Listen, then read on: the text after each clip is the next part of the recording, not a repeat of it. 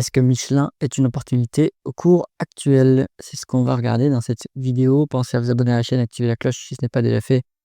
On commence tout de suite avec le cours du spécialiste français, du leader français du pneumatique. On a eu la publication dans la semaine, mal reçue par le marché, malheureusement. On va regarder ça de plus près. Donc, on commence par la croissance du chiffre d'affaires. En médiane, sur 2,9% en 10 ans. C'est pas extraordinaire, hein. Donc on est sur un secteur qui est plutôt très mature et ce qui est notable, c'est que c'est cyclique. On a un peu d'acquisition, donc 22 milliards, je viens d'arrondir, d'acquisition sur 10 ans, contre une market cap de 22 milliards. Là, ça veut dire qu'on a quand même eu des acquisitions, à mon avis, qui ont été dépréciées, qui ont été payées trop cher, puisque ou alors le marché met une énorme décote sur les actifs de Michelin, hein, puisque les acquisitions, ça correspond à la market cap. Donc bon, là, il y a question sur l'exécution, ou alors est-ce que le marché n'est pas ultra pessimiste, hein? Ça peut être aussi cet axe-là de lecture. En ce qui concerne la croissance globale, donc fort rattrapage post-pandémie, derrière ça décélère, maintenant la décélération ralentit. Donc il y a un peu du mieux. Maintenant, on n'est toujours pas sorti de l'auberge, on est toujours en décroissance, mais il y a un peu de mieux quand même, hein. Ça à noter. Si on regarde la variation des taux de marge, donc ce qu'on veut voir, c'est les taux de marge en augmentation. Si on fait de la croissance, c'est pas vraiment le cas. Taux de marge brut en baisse. Donc on est passé au début de la période à peu près 32 à 27. Donc chute du taux de marge brut. Il y a eu une compensation de cette baisse via le taux de marge d'EBITDA, via les gains d'efficience opérationnelle. On voit que le taux de marge d'EBITDA, lui, il n'a pas chuté aussi fortement. Et le taux de marge net, lui, il est sensiblement au même niveau qu'au début de la période, mais les free cash flow, eux, sont plus élevés. Donc on a commencé quand même à dégager du cash sur Michelin.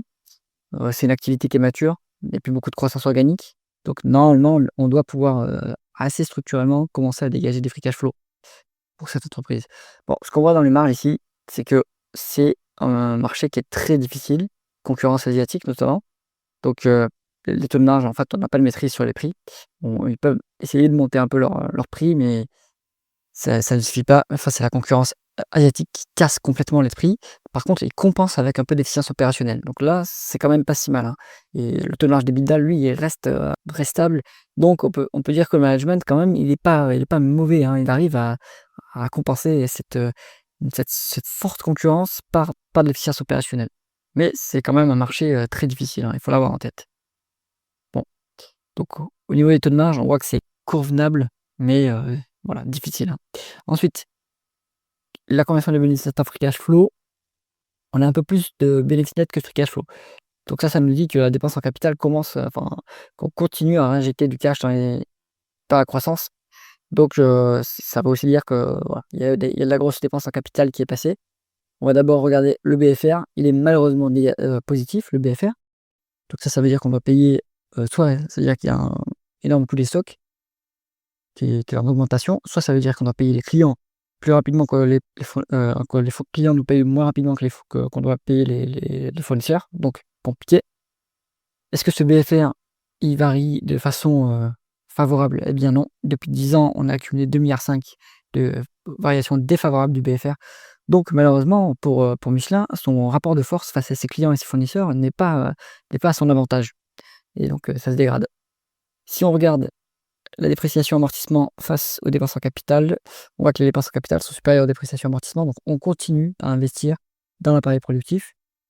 Et je pense qu'ils sont un peu obligés, même s'il n'y a pas beaucoup de croissance organique et que c'est une croissance qui est cyclique, malheureusement, ils sont obligés toujours de maintenir leur appareil productif. Ils font de la croissance, à mon avis, ils font de la croissance en volume. Donc ils continuent à faire la croissance en volume, mais sur les prix, ils se font massacrer. Et c'est pour ça que le chiffre d'affaires est aussi c'est cyclique et a tendance à baisser sur les dernières publications. Donc en Ozone Cash Items, on a 2,3 milliards. Bon, ça vous donne toujours une différence d'à peu près 4 milliards, donc c'est ce qu'on retrouve ici, hein. Donc ça me dit que voilà, on va continuer un peu à faire la dépense en capital. C'est pas énorme, hein, la dépense en capital supplémentaire par rapport à la dépréciation amortissement, mais voilà, on est obligé de le faire. Donc pour valoriser l'entreprise, il faudra utiliser plutôt les free cash flow. ou l'EBITDA évidemment comme d'habitude. Alors, on peut regarder le rendement des capitaux investis. On est sur une médiane de 10,8%, ce qui est quand même pas mal, hein, pour une activité qui est assez intensive en capital. On est sur 8,8 actuellement, donc ça chute un petit peu.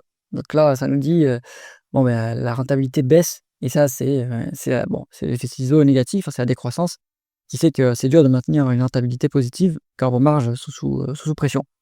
Donc bon, cette rentabilité, elle est quand même convenable, hein. Je vois qu'on est, enfin, voilà, on est plutôt, à 9 quasiment. Il n'y a pas de croissance organique, donc ça permet quand même de dégager du cash. C'est plutôt bien. Maintenant, la trajectoire, il faudrait qu'elle s'inverse un petit peu et que la rentabilité remonte, mais pour ça, il faudrait que la croissance revienne.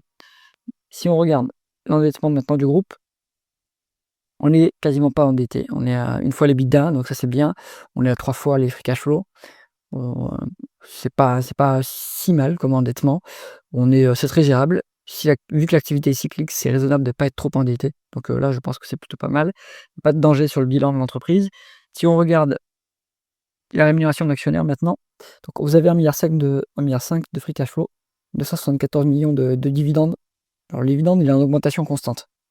Ça prend maintenant quand même une part, ça prend, une grosse part des free cash flow, hein. On est à plus de 65. Donc ce dividende, il va augmenter très faiblement, hein, par la suite ou voire stagner à ce niveau-là parce qu'on va plus avoir les moyens de le verser, il faut quand même préserver, une partie des free cash flow. Donc ça avec, les rachats d'actions, donc il y a des rachats d'actions assez systématiques sur, Michelin, donc je pense qu'ils les annulent, hein, ces actions, s'ils en rachètent aussi régulièrement. Ça vous donne un rendement de l'actionnaire à 5,6, ce qui est tout à fait intéressant. Maintenant, est-ce que ce dossier peut convenir à un rentier? Si vous regardez la volatilité, on est sur, un dossier qui est quand même, plutôt voilà, plutôt volatile. Quoique quoique, ça pourrait convenir pour un rentier parce que, au final, bon, la volatilité n'est pas non plus si énorme que ça. Vous prenez pas des si vous avez quand même des périodes, bon, allez, ça, c'est en 2022, ce qui est un peu particulier. Bon, vous prenez quand même des périodes où il y a des bonnes chutes du cours, hein, des moins 15. Bon, ça peut être supportable quand même pour un rentier, et le dividende, dérisque un peu tout ça. Au niveau de la valorisation, on est sur, quelque chose qui se paye pas cher du tout. Alors, historiquement, est-ce que ça s'est payé cher Michelin? Ça s'est jamais payé très cher. On peut remonter encore plus loin. Ouais, on est, en fait, c'est que la valorisation, elle est, sur une fourchette assez large, hein. On s'est jamais payé très cher, ça veut dire qu'on s'est jamais payé très cher. La médiane sur 10 ans, elle a 5,3, on est à peu près dessus. C'est pas très cher non plus, mais à raison à mon avis. À raison, je pense que Michelin, c'est intéressant d'un point de vue value. Vous savez, avec de la volatilité et c'est un marché qui est très difficile. Donc il ne faut pas s'attendre à avoir des multiples, qui soient hyper élevés. Je pense qu'on peut viser du, 5 du 6, on peut viser du 6, du 6,5 peut-être, sur un peu une exagération haussière, mais ça va pas aller bien au-delà à mon avis, vu que le marché est très difficile. Donc voilà, il y a potentiellement, allez, 25 à faire sur Michelin, vont venir peut-être avec de la volatilité, mais avec un dividende aussi, une rémunération d'actionnaire qui est intéressante. J'espère que cette vidéo vous a plu. Si c'est le cas, mettez un pouce vers le haut et pensez à vous abonner à la chaîne. À bientôt.